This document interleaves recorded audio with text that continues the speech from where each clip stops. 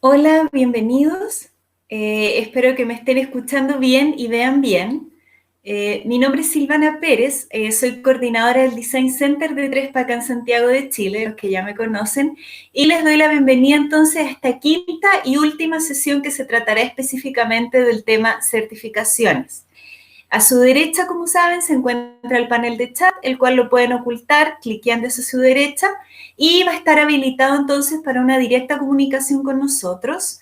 Así nos enfocamos 100% en esta presentación y pueden enviarnos sus preguntas por ese medio sin ningún problema. Como ven al momento de enviar el mensaje, arriba hay un icono de pregunta. Solo pinchan ese icono, se va a volver de un color azul y ya pueden escribir su pregunta.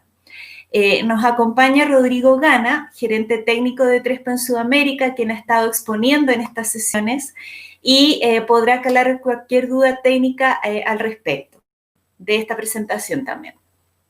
Este webinar no durará más allá de 45 minutos aproximadamente, quizás un poco más esta vez la sesión, ya que va a ser más información, con el cual partiremos con Rodrigo entonces y su presentación, y al final, y luego de haber recibido todas sus preguntas, las empezaremos a leer y publicar para que Rodrigo nos vaya aclarando la información.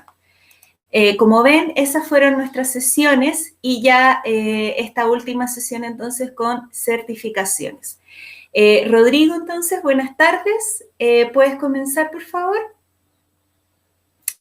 Vamos a esperar que se conecte. Buenas tardes.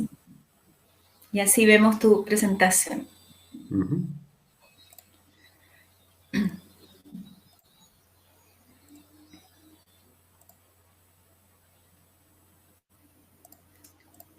¿Se ve bien? La vemos, sí, ahí la vemos, así que te dejo. Gracias. Bien, ¿cómo están? Muy buenas tardes. Como siempre me presento, mi nombre es Rodrigo Gana, yo soy arquitecto, tengo magíster en construcción y soy el gerente técnico para Trespa en Sudamérica desde el año 2010. Como les decía Silvana, llegamos a nuestra quinta y última sesión, capítulo de hoy, certificaciones. Ya hemos cubierto todo el resto. Y se ve que el temario de hoy es un poco denso. Hice lo imposible, no sé si me resultó o no, porque esta presentación fuera lo más didáctica y amena posible, independiente de que, como vemos, el tema certificaciones es bastante más agrio. Algunas cosas respecto de hoy, aparte de que vamos a ver todo lo que tiene que ver con producción, eso es ISO 9001, 14001 y certificado constancia. Veremos algo respecto de fuego, el estudio comparado que hizo el TICTUC y luego pasamos al MIMBU, luego certificaciones externas a través del DIT, ICCS y Miami-Dade County, y finalmente vamos a terminar con sustentabilidad con algunas cosas respecto de cadena de custodia, lead, etc.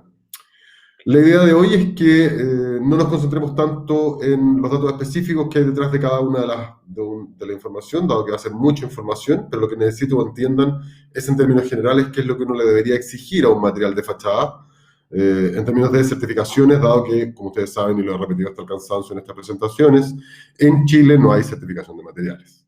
Eso como introducción, y lo otro es que le intercalé bastantes imágenes para, como les digo, hacerlo lo más didáctico posible. Imágenes que son proyectos, pero que no, obviamente, refería a la certificación, porque la certificación son simplemente documentos. Como siempre, introducción, ¿qué es lo que es Trespa? Trespa es una multinacional que tiene su origen en Holanda, es el líder mundial en fabricación de revestimientos arquitectónicos. La empresa existe hace 60 años, nace en Diert, en el sur de Holanda. Hoy día tenemos una distribución sobre 80 países, todo se produce en la misma fábrica. Al día en esa fábrica se producen cerca de 12.000 metros cuadrados de placa. Esto dependiendo de un año, del año es entre 5 y 6 millones de metros cuadrados, dependiendo si es un buen año, más cerca de los 6. Y particularmente, nuestra característica principal hoy día es una garantía de 10 años de nuestra hoja de datos técnicos que vamos a ver en detalle en la presentación más adelante. ¿Qué es lo que producimos? Placas, HPL compacto, laminados compacto, compacto fenólico, tableros fenólicos, en fin, distintas maneras de llamar a un laminado de alta presión o un high pressure laminate por su sigla en inglés. Lo fabricamos en sobre 150 colores, en 4 formatos, 4 espesores, 7 terminaciones, y la placa puede tener terminación por una cara, por ambas caras, o terminaciones distintas por ambas caras. Esa es nuestra gama base de producción. Y lo que vamos a hacer, sí, igual que hacemos siempre, es que vamos a hacer una pequeña recapitulación de las cosas más relevantes que vimos la semana pasada. Por lo tanto, lo primero que deben considerar y entender es que la placa es un 70% fibra basada en celulosa y un 30% resina fenólica. Vale decir, su comportamiento en términos físico-mecánicos está más relacionado con un aglomerado de madera que con un elemento plástico, por así decirlo. Veamos entonces cuáles son las reglas de trabajo asociadas a esa composición. Como habíamos visto, son simplemente 3 reglas, el ABC de las reglas de trabajo. Y estas son, primero, ventilación adecuada, una cámara de ventilación en movimiento en la espalda de la placa. Hay que tener cuidado con las entradas y salidas, vale decir, cada retranqueo o cada retorno debe tener entrada o salida según sea el caso. La cámara mínima de ventilación es de 20 milímetros, puede ser más, pero el mínimo de aire en movimiento es 20 milímetros. En cada entrada y salida o en la parte superior e inferior deben haber al menos 50 centímetros cuadrados. Lo hemos visto la otra vez, son 5 milímetros lineales de apertura. Y en el caso de juntas abiertas mayores se deben incluir rejillas. Debemos tener cuidado, como hemos visto, con el nivel de piso terminado o el nivel natural de terreno respecto de esa última línea y poder controlar perfectamente el ingreso del aire. Y eso respecto de la regla de ventilación. Luego, la segunda regla, mecanismos que permitan dilatar la placa, entre la placa, su estructura, etc. Por lo tanto, lo primero son juntas de dilatación a nivel de dilatación entre placa y placa. Líneas negras comúnmente, tanto verticales como horizontales. La placa tiene un máximo posible de dilatación de 2,5 milímetros por metro, en ambos sentidos, no axial, vale decir, el espesor no cambia. Por lo tanto, cualquier junta de dilatación debe responder a este módulo y obviamente eso va a responder a su vez al formato que ustedes estén utilizando. Nosotros recomendamos 10 milímetros tanto vertical como horizontal, dado que en 10 milímetros podemos incluir nuestro formato más grande de placas, que es de 4,27 metros, pero obviamente eso va a responder al formato que ustedes estén utilizando. Y es lo mismo, si las juntas deben o no contener el agua, hay que tratarlos con el debido cuidado. En caso de encuentro entre placas, tenemos juntas abiertas o cerradas, ya sea por perfilería u otras formas. En el caso de las juntas horizontales también está la posibilidad de hacer juntas estancas, ya sea mediante solapes o perfiles por la espalda de la placa. Y respecto de los mecanismos que permiten la dilatación de la placa y la subestructura, están los sistemas de fijación, como veíamos la primera sesión de sistemas en el TS700, fijación mecánica visible mediante remache, requiere de un punto de dilatación, o sea, de un solo punto de fijación y el resto son todos puntos de dilatación. Y en el caso de la fijación mediante sistemas de adhesivos, son adhesivos específicos, como vimos la semana pasada, que permiten la dilatación de la placa. Y finalmente, la última regla es no exceder la distancia de fijación. La regla más simple de todas, esto es simplemente seguir el cuadrito que nosotros tenemos, ya sea para una fijación puntual o fijaciones mediante sistemas de adhesivos. Hoy en día la base de distanciamiento es la misma para todos. Como veíamos, siempre un solo punto fijo y el resto son puntos de dilatación. Las distancias máximas de fijación tienen que ver con la deformación máxima del material, calculado sobre L200 a una carga de 600 Nm² respecto a carga de viento.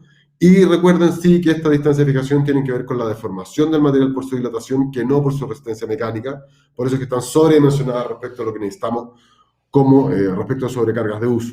Y aquí vemos la condición para 2 fijaciones, que la distancia es menor que para el caso de 3 o más, donde la distancia puede ser un poco mayor. Y esas son las 3 reglas de fijación, de diseño e instalación. Resumen: ventilación adecuada, 20 milímetros de aire en movimiento, entrada y salida de aire de 5 milímetros lineales, mecanismos que permitan la dilatación de la placa entre placas, juntas de dilatación de 10 milímetros, entre placa y subestructura mediante los sistemas adecuados de fijación, y no exceder las distancias de fijación. Eso es nuestro repaso del día de hoy, para que lo tengamos claro. Y vamos a entrar directamente en el tema que son certificaciones. Y vamos a partir, como se dice vulgarmente, por casa. Lo primero que les voy a mostrar es el depositario técnico de información que tiene Trespa, que se denomina trespa.info. En este lugar van a poder encontrar, como les decía, toda la información técnica referido a las propiedades del material, tanto certificados nuestros, nuestra hoja de datos, etcétera, como certificados externos, que es lo que vamos a ver hoy día. Detalles respecto de los sistemas de fijación, todo lo detalle en DWG en PDF, por ahora, no hemos entrado en la zona BIM aún de estos detalles, y los manuales que explican cada sistema y dan las recomendaciones respecto de distanciamientos, etc. Reglas de manejo, bodegaje, acopio, etcétera, que vimos la segunda sesión, cuando veíamos corte y todo aquello. Y finalmente, la garantía de nuestros documentos técnicos, o sea, corporativos, etcétera. Y eso obviamente para cada gama en cada uno de los países. En el caso nuestro trabajamos sobre Sudamérica, por eso que la gama está referida solamente a Trespa, Meteon y Topla. Obviamente si ustedes ingresan como otro país van a encontrar las referidas a los distintos países y esa es la manera en que, por ejemplo, vamos a encontrar parte de la certificación, que yo les voy a mostrar más adelante, es cambiando esto desde Sudamérica a otro país. Eso respecto de la introducción con nuestro sitio, donde ustedes van a encontrar casi toda la información que van a ver a continuación. Perdón. Primero, garantía. Nuestra garantía es bastante particular y es el inicio de todo lo que vamos a ver hoy porque está basado en la norma. Son dos documentos, la verdad, no uno solo. Primero está nuestra hoja de datos técnicos. Nuestra hoja de datos técnicos está basada en la norma europea EN 438, que es la norma específica para este tipo de materiales. Eso lo vamos a ver en detalle. Cada uno de nuestros resultados están expresados según esa norma. Si, por ejemplo, nosotros nos acercamos acá, ahí vamos a ver que todo esto está expresado según distintos acápites de la norma. Y lo interesante es que esa norma está refrendada por una garantía, que es un documento estándar que está de forma liberada en nuestro sitio web, en trespa.info. Y lo que hace esta garantía es bastante particular, garantiza durante 10 años el material. Y ahora, la importante de esta garantía es que es una garantía con contenido, no así otras marcas. Aquí lo que nosotros hacemos es muy simple. La garantía y la hoja de datos técnicos van de la mano y lo que hace esta garantía, como dice acá, es que va a, valga la redundancia, garantizar las placas por un periodo de 10 años, ¿sí? Y lo que estamos garantizando es todas las especificaciones indicadas en la hoja de datos técnicos. Por lo tanto, la hoja de datos técnicos, que es una declaración de un fabricante, se transforma en un documento valedero toda vez que nosotros lo garantizamos a través de este documento. Y eso es muy importante porque el resto del mundo no lo hace. Y recuerden que en el caso nuestro, dentro de las acápites que indican nuestra hoja de datos técnicos está la resistencia cromática, por lo tanto esta garantía también se refiere al color. Y eso, como les digo, son aquellos sectores donde nosotros no tenemos equivalencias técnicas. Vamos a ver algunas cosas respecto de la hoja de datos técnicos también más adelante. Vamos al segundo tema. Como ven, estoy mezclando harto con imágenes para que vayamos descansando. Como les digo, este tema puede ser un poco agrio, pero vamos a tratar de hacerlo lo más llevadero posible. Normas ISO. La norma ISO tal vez es de todo lo que les voy a mostrar, lo que ustedes más han escuchado. La norma ISO es una forma de estandarizar que existe hace muchos años. Nace, como dice la imagen, en 1946 y tienen normalizado desde los sistemas de gestión, por ejemplo, que es lo que vamos a ver hoy día nosotros, hasta, en fin, la producción de tenedores, no tengo idea. Son una enorme cantidad de estándares y lo que hace es que pone parámetros generales que se pueden utilizar en todo el mundo de forma de comparar o evaluar los elementos de la misma manera. Respecto a las normas ISO, que es lo que en Chile generalmente nos solicitan las constructoras como los certificados, comillas, de calidad. Respecto a las normas ISO tenemos la certificación ISO 9001, que tiene que ver con la gestión de calidad, en términos muy simples, es la manera en que nosotros aseguramos que nuestros procesos y gestiones respecto de la acción comercial, por ejemplo, se lleven a cabo de buena forma, eso esté documentado y siempre tengan la posibilidad de tener una mejora continua, en términos, como les digo, muy, muy simples. Respecto de ISO 14001, que es la otra norma ISO que tenemos, o que generalmente se utiliza o que nos solicitan, dado que en fábrica tenemos bastantes otras normativas ISO ya certificadas. En el caso de la 14001, son los sistemas de gestión ambiental. Muy parecido al anterior, en el fondo es un sometimiento propio de cada empresa, donde bajo las reglas que yo establezco, evalúo mi comportamiento medioambiental según la estandarización internacional que en este caso nos certifica a nosotros Lloyd's Register, pero que se basa en la norma general de la ISO. Obviamente estos documentos son descargables desde nuestro sitio web, desde trespa.info, y de todas formas, si ustedes lo necesitan específicamente, también se los podemos enviar nosotros, y siempre que reciban la normativa ISO deben chequear que esté al día, porque si se fijan, esta expira y hay que irla manteniendo actualizada, por lo tanto, siempre deben revisar que tengan la última versión, por eso que la recomendación es que la descarguen desde nuestro sitio web. Vamos ahora con constancia de desempeño. Esto realmente es lo que nos permite a nosotros aseguramiento de calidad. Es el tercer documento que acompaña las dos normas ISO. Esto nace cuando, en el fondo, este tipo de evaluaciones, viene con el marcaje CE de la Comunidad Europea, nace cuando Europa se junta por así decirlo, una pura comunidad y deben poner reglas generales para todo el mundo para que puedan ser aplicables y transmutables entre una región y otra. Y lo que exige este certificado en el fondo es que se cumpla una cierta normativa, que vamos a ver en detalle, y que establezca una cierta base para la manufactura y eso se mantenga en el tiempo. Sí, y esa es un poco la gracia. Lo que hace esto es tomar nuestra base de producción, definir o certificar que esa base de producción está de acuerdo a la normativa que le atañe en el caso europeo y que eso se mantiene así en el tiempo. Y esa normativa es lo que está descrito acá, es la EN 438 en su capítulo número 7, que ya les voy a mostrar un poco más en detalle. Asociado a esto, y que es la empresa que finalmente nos certifica a nosotros, es SGS, la certificadora internacional, y ellos obviamente lo que hacen es certificar la totalidad de nuestra gama, si se fijan, está toda nuestra gama certificada, por lo tanto, la forma en que nosotros producimos está de acuerdo a la normativa. Fíjense que el detalle de la normativa es exactamente el mismo, ¿sí? En ambos documentos. ¿Y a qué refiere esta normativa? Y esto es el inicio de lo que vamos a ver un poco más adelante.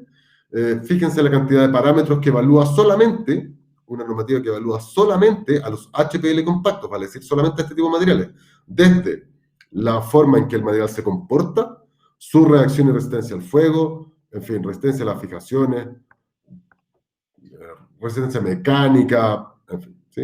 Conductividad térmica, durabilidad, etcétera, etcétera, etcétera.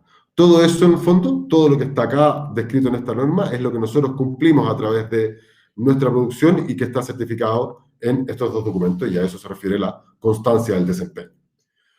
Vamos adelante con la siguiente parte. Ahora lo que vamos a ver es la norma específica, la EN 438. Aquí hay que establecer una pequeña o una gran diferencia, la verdad, con nuestras normativas locales, tanto en Chile. Yo desconozco en detalle las normativas del resto de Sudamérica, por los que estén fuera de Chile viendo esta presentación.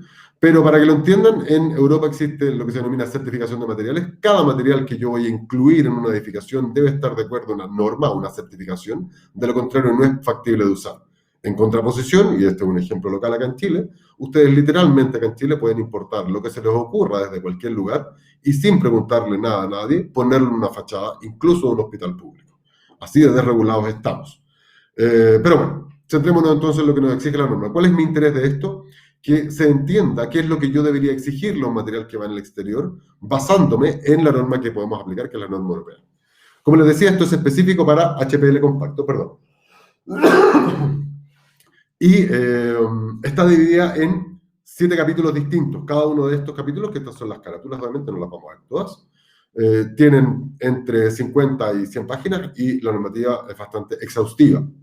Esto cubre las condiciones de fabricación y tolerancias para todo aquel HPL, vale decir, laminado compacto de alta presión, sobre los 2 milímetros de espesor. Bajo 2 milímetros de espesor se entiende como material semiterminado y está bajo otra normativa. Luego, obviamente, dentro de la normativa, dentro de la EN 438, se hace referencia a su vez a otras normativas, como por ejemplo la EN 13501, que es la normativa del fuego, que ya vamos a ver en detalle, como reglas ISO, normas ISO, u otras normas de este estilo. ¿Sí? Ahí podemos ver algunas que están citadas en esta primera, en la EN, en el 438-2, pero cada una tiene la suya. Y luego, lo que más especifica, uno de los desarrollos mayores que tiene esta norma, tiene que ver con el comportamiento en el tiempo. Y eso tiene que ver con durabilidad del material, simpleza de limpieza, costo de mantención, etcétera, cosas que, como les digo, están tal vez un poco lejos de nuestra realidad. Aquí vemos, por ejemplo, los 34 puntos que cubre la EN 438 en su capítulo 2, vale decir, solamente este documento. Y si se fijan, va desde la determinación del espesor hasta la resistencia a la aparición de ampollas en la superficie por A, B o C motivo, quemadas de cigarrillos, envejecimiento artificial, resistencia al rayado, a la abrasión, al impacto de una bola, etcétera, etcétera, etcétera. Cada uno de estos es una norma específica, ya les voy a mostrar un ejemplo, y para que tengan una idea, si se acuerdan en el capítulo 2, en el capítulo 1 de estas sesiones, cuando vimos la resistencia al rayado, en que yo les mostré que la placa se rayaba con un elemento que hacía anillos concéntricos a distintas presiones, en la normativa está específicamente la máquina que se debe usar y la forma en que se debe usar esa máquina para comprobar la resistencia al rayado.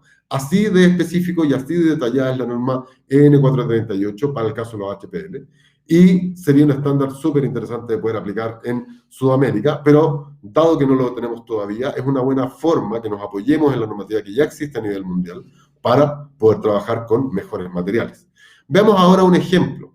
Vamos a volver sobre nuestra hoja de datos y en este punto acá, ¿sí? En ese capítulo de ahí, vamos a hacer un zoom y vamos a ver específicamente de la EN 438-2 en el capítulo 7, lo referido a rectitud de bordes. En el caso nuestro, nosotros tenemos una desviación máxima de 1 milímetro por metro lineal, o sea, menor a 1 milímetro por metro lineal. ¿Cómo se define esto? Y esto es lo importante que tiene esta norma. ¿Por qué? Porque una hoja de datos no es sino una declaración de intenciones hasta que no se enmarca en normativa.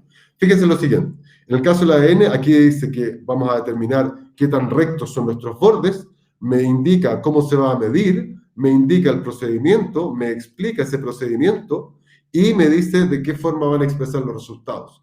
Todo esto tiene que hacer sentido en una hoja de datos técnicos. De lo contrario, no sirve de nada. Imagínense, esto es solamente el detalle para entender la rectitud de los bordes. La norma es muy extensa y es muy exhaustiva respecto al comportamiento y fabricación de estos materiales. Eso con la EN 438. Y ahora, con esta imagen del Hotel Cougar en la avenida Kennedy, vamos a entrar en la EN 13501, que es la normativa del fuego. Aquí lo que les voy a tratar de explicar es, en el fondo, cómo evalúa la norma 13501 de Europa respecto al comportamiento del fuego de estos materiales, y obviamente lo voy a contraponer con la diferencia que tenemos acá en Chile respecto a la resistencia al fuego. No voy a entrar en mayores detalles porque si no vamos a estar acá hasta mañana y la verdad ustedes se me van a quedar dormidos. Esta norma se adopta en la década del 2000, como les digo, todo esto tiene que ver con el ámbito de la Comunidad Europea, y lo que genera son propiedades antiincendios para la solución arquitectónica.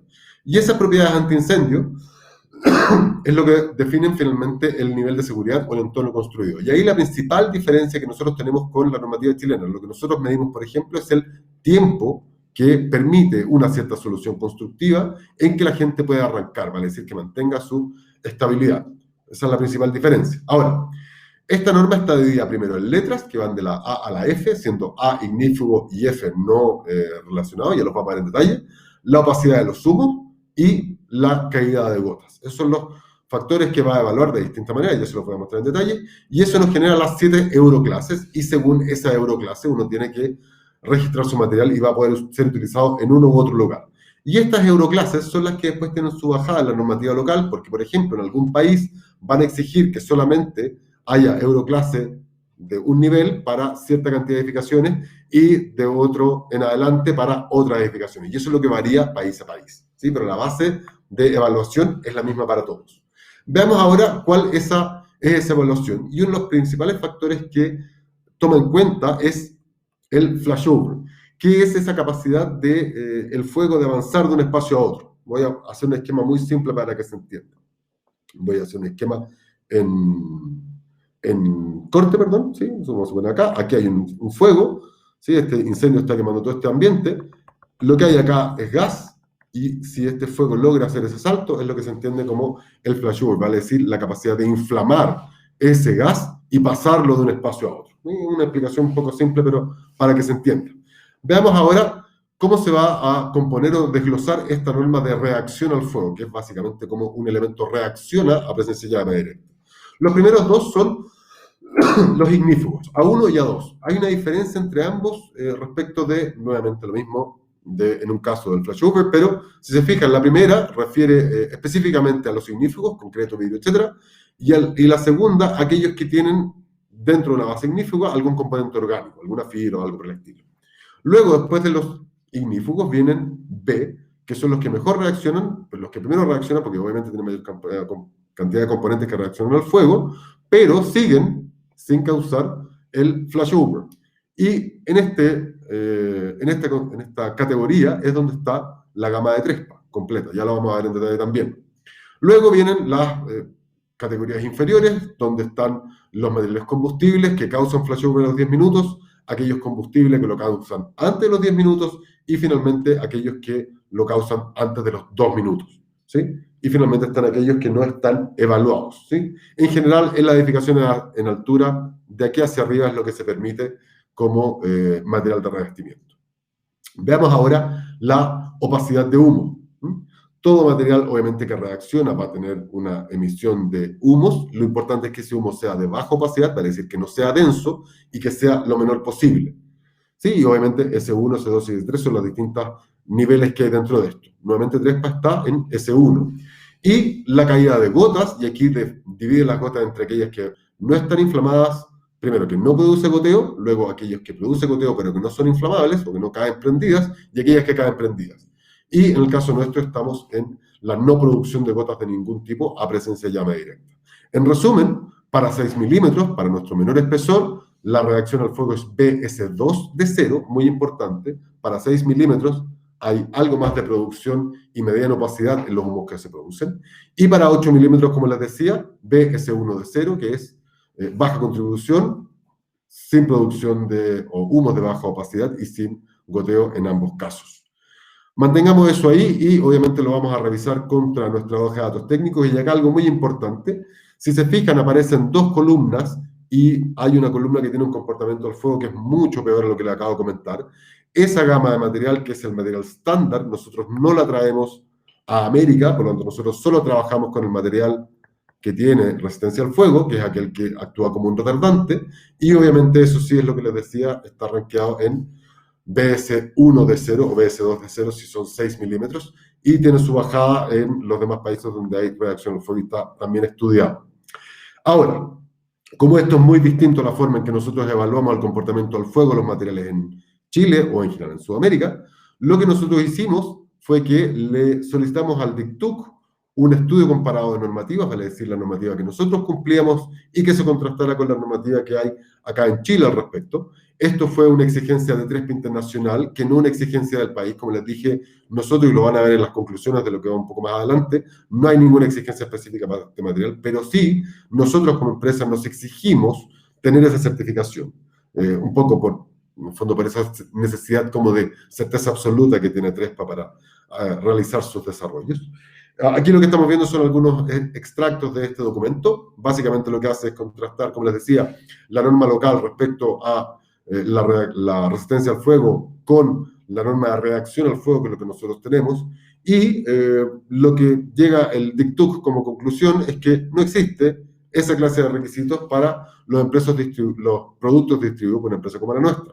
Ahora, no contento con eso, Trespa Internacional nuevamente nos exige a nosotros como Trespa Chile o como Trespa Sudamérica tener el aval del ministerio. Por lo tanto, fuimos donde el ministerio y le presentamos el estudio que había hecho DICTUC y le dijimos, señor Ministerio de Vivienda y Urbanismo, por favor, lea este material que acaba de generar el DICTUC y dígame si está en lo correcto respecto a sus conclusiones. ¿Y a qué conclusión llega? Déjenme borrar aquí las líneas que había hecho antes. ¿Y cuál es la conclusión más importante a la cual llega el estudio? Que no existe exigencia normativa de resistencia al fuego para dichos materiales. O sea, lo que les decía al principio, nadie les exige nada respecto de un material que va a ser utilizado como revestimiento de fachada. En el caso del fuego, que podría ser lo más complejo, independiente de los ensayos de durabilidad o algo por el estilo, sino que simplemente en cuanto a norma al fuego ya no hay ninguna exigencia. Bueno, eso es la historia de la normativa del fuego. Espero que algún día cambie y que efectivamente haya certificación de materiales. Eso, lindo proyecto en la ciudad del Pangue, hecho por Marcio Cogan y compañía. El documento de idoneidad técnica del Instituto Torroja en España. Aquí vamos a entrar en la certificación de entes externos. Lo importante de este edito, de este documento de idoneidad técnica, es que lo hace, como les digo, un organismo externo reconocido legalmente por España, ¿vale? Es decir, es un ente legal. Para que tengamos una suerte de comparación, podría ser un IDIEM o un DICTUC, algo similar. ¿Qué es lo que hace el documento de idoneidad técnica? Toma la base de la EN 438 y la aplica localmente a la normativa española. Lo primero que hace es entrar a la descripción del material, revisar su hoja de datos técnicos y sus componentes. Obviamente eso está descrito en la certificación en extenso. No voy a entrar en ese detalle porque no tiene ningún sentido en este minuto, pero solamente para que lo entiendan. Acá, en ese detalle, está básicamente la hoja de datos técnica de Trespa completa. Ahora, Cosas interesantes que recoge este ente externo. Lo primero tiene que ver con el testeo, con nuestra lógica de testeo a través del Xenon Test y el ciclo de Florida. Y lo más exigente que es ese ensayo respecto a la norma EN 438. Y esto es muy interesante porque es un ente externo que está siendo aval de nuestra tecnología de no envejecimiento. Y eso es muy importante porque una cosa es que yo lo diga, que soy el productor del material, otra muy distinta es que lo diga un ente externo. Y aquí, muy importante, fíjense dos cosas. Primero, establece que en 10 años lleva un porcentaje, cosa que nosotros nunca habíamos hecho. Habla de un máximo en un 6% en cuanto a pérdida o a decoloración en 10 años. ¿Sí? Eso es lo que se condice con la escala 4-5 en la escala internacional de evaluación, que es la escala de contraste de grises. Y lo otro, como les decía, establece que nuestro ensayo es más severo que lo que nos exige la norma. Y eso es, como les digo, muy importante contar con un ente externo que permita ser aval de lo que las empresas dicen, porque ahí es cuando las cosas realmente hacen sentido. Otra de las cosas interesantes que tiene el documento de unidad técnica es que hace referencia a proyectos construidos donde se puede constatar la longevidad. Por ejemplo, alguna imagen que han visto en alguna de mis presentaciones, el centro de cálculo de una universidad a las afueras de Barcelona, donde nosotros luego de 20 años pudimos ir a hacer esa comparación.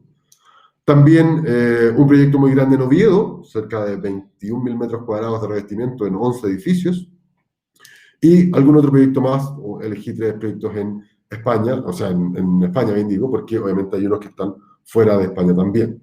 Y eso es muy importante porque en el fondo, una cosa es que un material diga que se comporta bien, otra cosa es que hay certificados que digan que el material se comporta bien, otra distinta es que hay en edificios que ya tienen mucho tiempo, y una última y aún más importante es que venga un ente externo, tome toda esa información y lo certifique a través de un documento legal. ¿Sí? Así que eso también es muy importante. Y otra cosa que establece los índices de contaminación, el Global Warming Potential o la huella de carbono y sustentabilidad, y eso lo define en detalle cuáles son los máximos que va a poder tener cada material para ser utilizado en España, que obviamente nosotros lo cumplimos largamente. Otra cosa que toma el DIT y que lo vamos a ver también en algunas otras certificaciones son los sistemas de fijación. Y lo que hace es tomar la información que nosotros tenemos de esos sistemas de fijación, vale decir, distancia de fijación, consideraciones, recomendaciones, piezas, partes, etcétera, y nuevamente las certifica. Por lo tanto, hay un ente externo que toma todas las dimensiones, todos los detalles, tipo de perfiles, aleación, tipo de tornillería, etcétera, y entrega una certificación. Por lo tanto, nuestros sistemas de instalación tienen una certificación a nivel mundial. Por un lado, acá en el DIT, pero también en otros entes certificadores como el BBA o el CSTP, en fin, en los distintos países donde funciona. Otra cosa muy importante, lo que nosotros decimos que se debe hacer es lo que las normas recogen como lo que se debe hacer. Y eso es muy relevante que haga sentido. Así que esos son lo que nos certifica el DIT. Y seguimos con las certificaciones externas. Ahora nos vamos a ir a Estados Unidos, el ICCS. Dos cosas muy puntuales de esto. Esto es un reporte de evaluación, vale decir, es la forma en que se somete un material para que pueda ser utilizado. Y una de las cosas importantes que recoge el ICC es la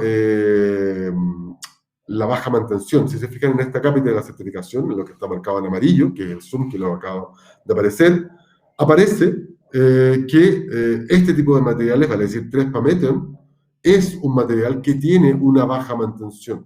¿Sí? Ahí dice Reduced Maintenance. Eso significa una baja mantención. Y si vemos el detalle de la normativa de la ICCS, vemos lo que significa. Vale decir que son aquellos materiales que requieren muy poca, si es que alguna, mantención en su vida útil. Nuevamente lo mismo, algo que ustedes me han escuchado decir más de una vez, lo está avalando un ente certificador externo. Da lo mismo si ustedes el día de mañana les presentan un HPL y ustedes le exigen el ICCS y no lo tienen, pero tiene que tener algún documento donde lo que el fabricante de ese material diga tenga validez, vale decir, esté certificado por un ente externo. Y eso es lo que nosotros tenemos, al menos de la ICCS, en el caso de la baja mantención. Y obviamente también hace mención a los sistemas de fijación, tornillería, perfiles, etcétera. Obviamente en este caso asociado a los términos de uso en el caso de Estados Unidos. Y otra cosa súper interesante es que hace mención a los otros materiales que se utilizan en el sistema de fachada ventilada, por ejemplo, que acabo de marcar ahí, son todas las alternativas que el caso de la ICC recomienda para el uso de una membrana semipermeable, donde aparece el Avic de DuPont, VaporShield y las otras marcas que nosotros siempre recomendamos para la membrana semipermeable. Y para terminar con Estados Unidos, la certificación de Miami-Dade. Recuerden que Estados Unidos es un país que es federalizado, vale decir, sus condados tienen normativas a veces más exigentes y específicas que el país por completo, a diferencia de lo que nosotros tenemos generalmente en el caso chileno. ¿Por qué voy a ocupar la de Miami-Dade? Esta es una habilitación, la genera un ente gubernamental directamente. Y lo interesante es que, como ustedes saben, Miami está en la costa este de Estados Unidos y la costa este de Estados Unidos se ve azotada por huracanes. Y eso genera condiciones bastante particulares respecto de carga de viento y de impacto. Y aquí lo que vemos, muy importante, es que está el rate o la clasificación para Trespa como un elemento que resiste el impacto de pequeños y grandes misiles, así como lo determinan ellos. Básicamente son, no sé, tornillos, tuercas, piedras, lo que sea, que pueda levantar un viento de 200 kilómetros por hora en un huracán y eso golpearlo contra una fachada. Y nosotros tenemos esa certificación. Por lo tanto, aquí lo que estoy buscando, o lo que estamos obteniendo de esta certificación, es que en las condiciones extremas de vientos de mayor velocidad, nosotros tenemos la certificación necesaria para funcionar ahí. Al igual que las otras certificaciones que vimos, esto está asociado a sistemas de fijación, y estos sistemas de fijación que están descritos en el Miami-Dade están de acuerdo a nuestra normativa. Por lo tanto, lo que nosotros exigimos respecto a distancias de fijación es lo mismo que se exige en Miami. Por lo tanto, lo que se aplica como normativa de distanciamiento es lo que resiste en una zona huracanada como Miami. Por lo tanto, como verán, nuestras solicitaciones están largamente sobredimensionadas respecto a lo que nosotros tenemos como realidad acá en Sudamérica.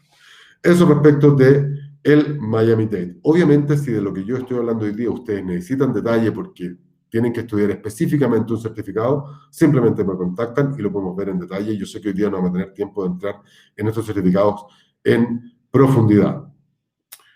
Bien, ahora vamos a descansar un poco, y porque aparte he hablado mucho y ustedes deben estar un poco ya aburridos, les voy a mostrar un video de, a mi juicio, el mejor proyecto del último tiempo de Trespa, el mejor proyecto de 2020 con seguridad. Y nada, no tiene nada que ver con certificaciones, simplemente un lindo proyecto que acabamos de realizar en Holanda. Descansemos durante un minuto.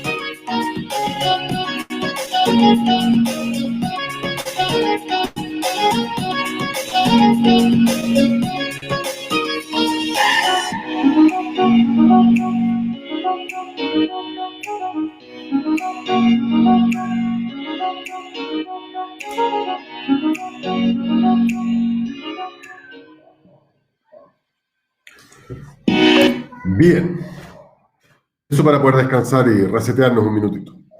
Vamos ahora con sostenibilidad o sustentabilidad, como le quieran decir.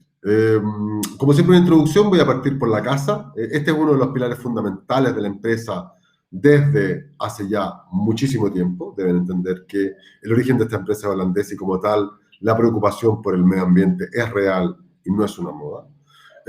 Hoy en día lo que buscamos como pilar de desarrollo es que haya un correcto equilibrio entre el impacto y la funcionalidad en el largo tiempo, vale decir, el uso. Y es a eso lo que estamos apuntando. La base de la evaluación en términos sustentables que hace la empresa se basa en el análisis del ciclo de vida, el ACV o el LCA, según la sigla en inglés o en español. Siempre buscamos hacer más y mejor, no hacer daño, hacer más y mejor, vale decir, ir mucho más allá de lo que nos exige la norma. En ese sentido, vamos en la sexta versión de el documento de sustentabilidad o la postura de sustentabilidad respecto de la empresa. Esta es, como le digo, la sexta versión, también lo pueden descargar desde nuestro sitio web. En este documento se detalla algunas cosas que vamos a ver más adelante. Y el último programa respecto a sustentabilidad tiene que ver con la circularidad, se denomina Trespass Second Life. Es un compromiso que adquiere la empresa que una vez que se demuela del edificio, se van a tomar los materiales que se utilizaron en ese proyecto y se van a transformar para darles una segunda vida. Podrá ser mobiliario, revestimientos interiores, etcétera, etcétera. Es un programa que estamos recién iniciando. Deben saber que hoy día la lógica va más detrás de la reutilización por sobre el reciclaje, dado que en el reciclaje hay mayor uso de energía, y no así en la reutilización, ¿vale? Es decir, extender la vida útil de los materiales es lo que menor huella genere, como ustedes saben o me han escuchado a mí decirlo, en términos de longevidad, pocas cosas superan a 3. Veamos ahora las certificaciones que tienen que ver con la sustentabilidad. Lo primero es la cadena de custodia de la celulosa, y aquí hay 2 certificaciones. Primero está FSC, que lo que hace básicamente es velar porque toda la celulosa que entra en TRESPA tiene un manejo sustentable.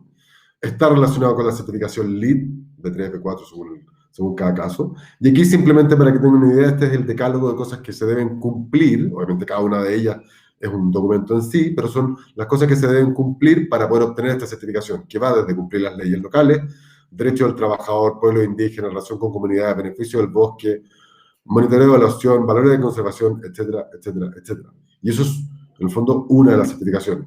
Acá en Chile ustedes saben que no se exige nada, no se exige que los materiales que tengan celulosa tengan FSC o PEFC, que es la otra. Esto es simplemente, lamentablemente, en nuestra querida realidad, un elemento de marketing. La otra cadena de custodia de la celulosa es la, como les decía, PEFC. Esta tiene que ver con una forma tal vez un poquito más amplia de la evaluación del manejo sustentable de los bosques. Como les digo, no voy a entrar en detalles, si necesitan ir más en detalle nos podemos juntar un día y poder revisarlo. Ahora, lo importante es que esta certificación está relacionada con BREEAM, que es como una idea similar a lo que está haciendo LEED, pero en Europa. Y en términos generales, hoy en día hay más bosques que tienen certificación PEFC que FSC, y es una de las razones por las cuales TRESPA ha optado por privilegiar esa certificación por sobre FSC. Eso respecto de la cadena de custodia. Obviamente cada una de estas responde a una base de certificación distinta, pero básicamente son muy similares. Luego, veamos lo que es una declaración ambiental de producto. Una declaración ambiental de producto es un documento voluntario, pero que tiene un estándar mundial, ¿vale? Es decir, hay una manera de hacerlo, hay una forma de certificar y de evaluar cada uno de los componentes en términos ambientales. Es la base de la LEED en su versión 4. De hecho, aquí les estoy copiando un texto de la LEED. Y si se fijan, lo que dice es que la declaración ambiental de producto, del tipo 3, en fin, son reportes verificados por un tercero basados en el análisis del ciclo de vida. Por lo tanto, hace todo sentido que nosotros tengamos una EPD. Porque en el fondo lo que le pedimos a un tercero es que verifique, bajo un estándar mundial o internacional, nuestra lógica de evaluación ACD que la hemos tenido todo el tiempo. Y nada, como les digo, esta es la base de la LEED de 4.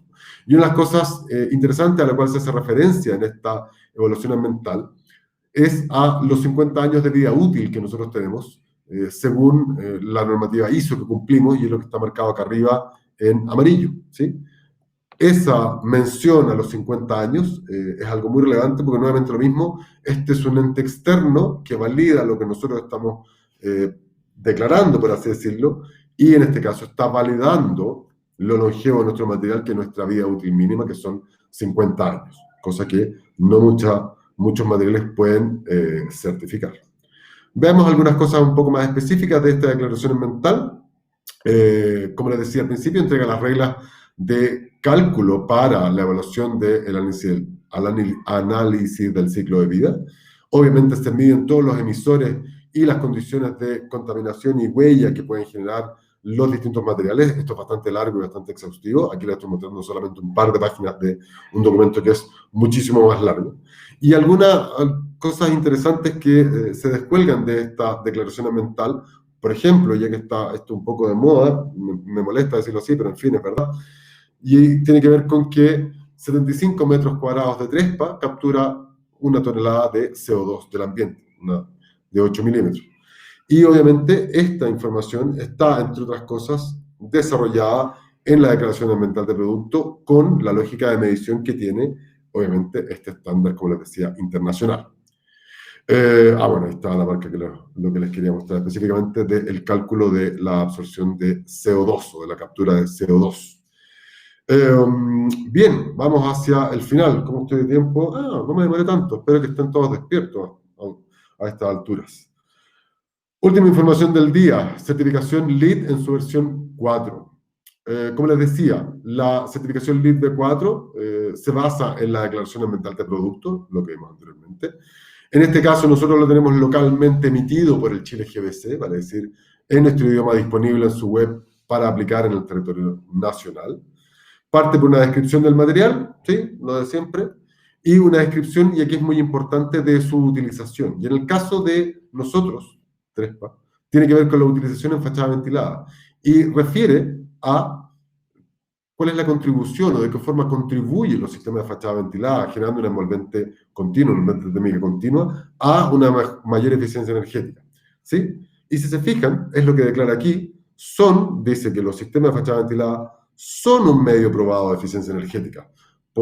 Me pasó con un comentario de hecho, una exalumna en LinkedIn, que ponía en tela de juicio la eficiencia en términos energéticos de una fachada ventilada. Bueno, sería conveniente que esa exalumna pudiera leer este documento y le queden algunas cosas un poco claras. Veamos algunas otras cosas que son interesantes como les digo, esta certificación en su versión 4. Los parámetros del envolvente se evalúan según cada zona climática, eso obviamente está referido en los distintos textos de esta certificación. Establece en fondo, la puntuación de la cantidad de emisión de los componentes volátiles respecto de la puntuación de la certificación y obviamente la forma de divulgar que nosotros tenemos como empresa de los beneficios, de comunicar, de cuáles son la mínima eficiencia respecto a las soluciones, etcétera, etcétera, etcétera. Básicamente es en el fondo, yo no estoy ni cerca de dominar el tema certificación LEED, pero básicamente es lo que necesitan obviamente los LEED AP para hacer sus certificaciones. Ahora, veamos algunas cosas interesantes que se desprenden de esta certificación. Primero, volvemos a los sistemas de fachada ventilada, y segundo, tiene que ver con los VOC o los componentes volátiles. Nos vamos a quedar con esos dos y vamos a hablar de ellos un poquitín en detalle. Primero, la contribución de los sistemas de fachada ventilada. Como les decía, está demostrado que un sistema de fachada ventilada es más eficiente que ocupar esa misma espesor de aislación al interior del muro. Y de esto se hace cargo, o de esto lo refrenda también la certificación LEED en su versión 4. Luego tenemos los VOC, los componentes volátiles. Nosotros, Trespa Meteon, tiene una emisión de 0.22 miligramos metro cúbico. Fíjense que el menor que exige es 0,5. Nosotros emitimos menos de lo que menos exige, menos del mínimo exigido, en realidad, para hablar correctamente, ¿sí? Vale decir, la mitad del mínimo exigido, ¿sí? Y eso es la emisión de componentes volátiles, elementos tremendamente tóxicos. Y junto con esto, o en la misma lógica, está la emisión de formaldehídos. Nosotros tenemos la menor o la mejor clasificación, la emisión de formaldehídos más baja dentro de esta clasificación, está nuestros resultados, y esto obviamente es lo que está de la mano de la certificación Green Guard, que es la certificación que se entrega en Estados Unidos, que es la calidad del aire interior. Y por eso es muy importante tener medido y certificado la emisión de formaldehídos. Eso respecto de algunos acapites, como digo, lo más importante de la LEED en su versión 4. Y con eso terminamos la presentación de hoy, dentro del tiempo todavía. Como siempre, les agradezco que estén acá. Les pido que se cuiden, aquellas comunas que hoy día entraron en transición. Recuerden que lo único que hicieron fue soltarlos a que vayan a buscar el bicho sigue estando allá afuera. Así que si pueden, por favor, quédense en sus casas y cuídense. Y eso, ahora abrimos la palestra de las preguntas. Muchas gracias.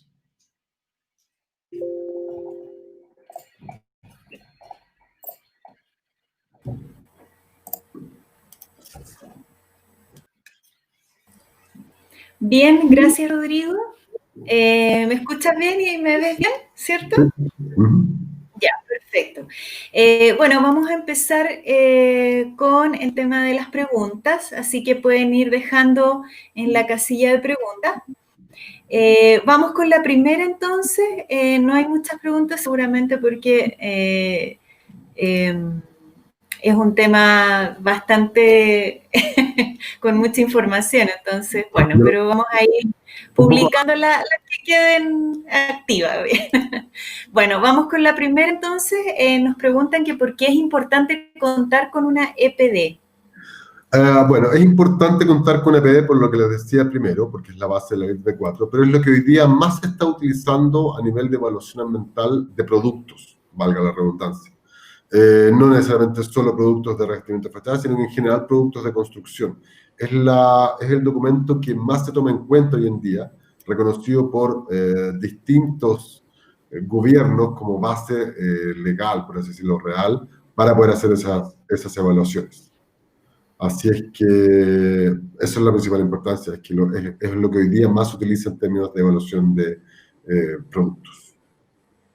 Perfecto. Vamos con la siguiente entonces.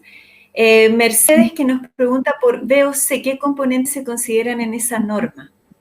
Los componentes volátiles son componentes que en el fondo quedan atrapados dentro de la producción de ciertos materiales, como por ejemplo puede ser la producción, no sé, la toxina que puede haber dentro de una pintura, de una base metálica de una pintura, puede generar contenido volátil, ¿sí? Son distintos entes contaminantes, altamente contaminantes, que deben estar medidos sobre todo por los espacios interiores, pero también por la proximidad de las personas. Perfecto. Vamos con la siguiente. Oscar, que nos pregunta la captura de 1 tonelada de CO2, ¿en cuánto tiempo es? Ese es el total, no es que se dé en tiempo, vale decir, ese es el total de captura de CO2 y eso tiene que ver con la producción del material y la cantidad de celulosa que está dentro del material. A eso refiere. No es que yo capture 1 tonelada de CO2 cada 3 años o lo que sea. Simplemente cada 75 metros, 1 tonelada de CO2, eso es la captura total de CO2, no tiene que ver con el tiempo. Perfecto. Y vamos con me parece que es la última pregunta. ¿Para qué nos sirve la aprobación del Miami-Dade County? Bueno, esa aprobación es imprescindible si uno quiere obviamente instalar placas en el condado de Miami, vale decir, en la costa este, pero principalmente para lo que nos sirve es para entender cuál es el certificado que se debe obtener cuando yo estoy en una zona de vientos de alta velocidad, vientos huracanados, y cuáles son en el fondo, la forma de resistir de los materiales, y en este caso lo que les decía tiene que ver con la resistencia a impactos de misiles pequeños o bien digo, pequeños y grandes. En el fondo, lo que nos sirve es para tener la certificación en el lugar más complejo respecto de carga de viento en el mundo, o uno de los lugares más complejos también de carga de viento en el mundo. Perfecto. Bueno, esa sería la última pregunta. Seguramente después, más adelante, vamos a tener más dudas. Ahí nos dejaron un par de preguntas más. A ver, vamos a verlas y publicarlas. Vamos con la primera. De Oscar también, ¿no han probado la incorporación del uso de los paneles dentro de algún programa de eficiencia de parte del gobierno? Solamente hay una evaluación en la certificación en el CES, si no me equivoco, aparece la mención de fachadas ventiladas, pero en general fachadas ventiladas no está recogido dentro de la normativa chilena local. Ese es el principal problema. De hecho, la fachada ventilada no está en los BUC, por lo tanto es muy difícil que se puedan incorporar. En los PDA, en las zonas de exclusión, ahí sí se pueden presentar sistemas de fachada ventilada porque la evaluación se hace caso a caso. Pero por ahora no están dentro de las soluciones estándar. Perfecto. Y ahora sí vamos con la última pregunta. Para sistemas de pegado y remaches, ¿tienen igual distanciamiento? Debe ser alguna duda Así es. anterior. Sí. Así es. La respuesta es sí. El sistema mediante adhesivo de remaches tiene la misma distancia máxima de fijación. Perfecto. Bueno, esa sería la última pregunta. Antes de despedirnos, nos gustaría hacerle una pregunta a nuestra audiencia. Antes de que se vayan, por favor, estamos pensando quizás volver a hacer una sesión. ¿Rodrigo? Sí, nada, la idea en el fondo, como algunos de ustedes se fueron sumando hacia el final y empecé a ver que se repetían algunos nombres, puede hacer que quieren que se repita alguna de estas sesiones porque no la pudieron ver, etcétera. Por lo tanto, dependiendo de cuál sea el grado de aceptación que tenga esta pregunta y, en fin, algunas otras cosas más que vamos a hacer, es factible que de aquí a algunas semanas más pudiéramos repetir una o dos sesiones. Como les digo, eso va a depender del interés que tenga la gente. Así que nada, díganos si es que se repitiera alguna, cuál les interesaría que se repita. Simplemente pinchan cuál es la que les gustaría ver nuevamente, o si quedaron algunas dudas, pueden pinchar su opción disponible. De hecho, pueden ahí directamente pinchar, ahí vamos llenando la información.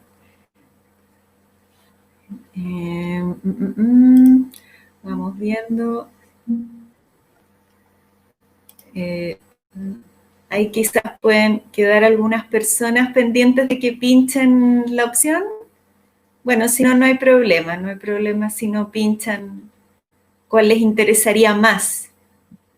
Bien, vamos a finalizar entonces la votación y como ven, la mayor cantidad de respuestas tiene trabajo, mecanización y CNC. Así que es para recabar una idea, quizás para futuro podemos avisarle alguna noticia de alguna sesión adicional que haya quedado. Exacto. Bueno, para cerrar, muchas gracias. Bueno, antes de que Silvana despida la serie completa, les agradezco su participación. Para mí fue muy entretenido hacer estas sesiones toda la semana. Creo que incluso los voy a echar de menos la próxima semana cuando no me toque hacerlo. Así que nada, muchas gracias, espero que se cuiden, espero que estén bien y nos veremos para la próxima. Perfecto. Y en nombre mío y de las demás personas que están acá, que seguramente también te quieren agradecer por la información, por todos los datos que nos diste todas estas semanas. Fue súper interesante. Así que muchas gracias, y por aclarar también las dudas de la gente. Como decía Rodrigo, gracias a ustedes también por mantenerse sintonizados con nosotros en estas 5 sesiones, y recuerden, cualquier duda con Trespa o pregunta que haya quedado sin resolver, nos contactas directamente. Rodrigo ahí dejó su información, nosotros también siempre estamos mandando correos, etcétera, y también enviaremos información correspondiente de esta charla a sus correos.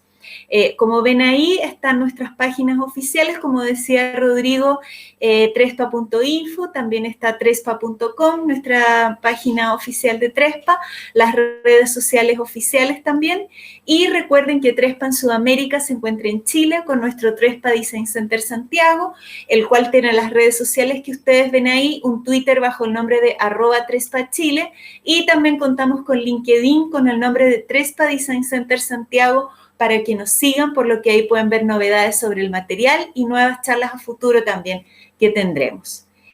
Bueno, muchas gracias y seguimos en contacto. Buenas tardes. Chao, que estén bien.